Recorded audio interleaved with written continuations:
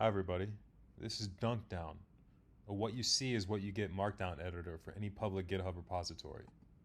Let's go to MathP's skills repository. This has a lot of markdown files. The best way to view them is with DunkDown. You can replace any GitHub URL with DunkDown and go to that site, and then DunkDown loads all the markdown files in the repository. So you could come to MathP's, grill with docs. I could look at the skill file. I could change this. I could edit it in real time. I could copy it. I could download my edits. I can navigate. I could search around. Cursor skills. They have a new cool potato mode.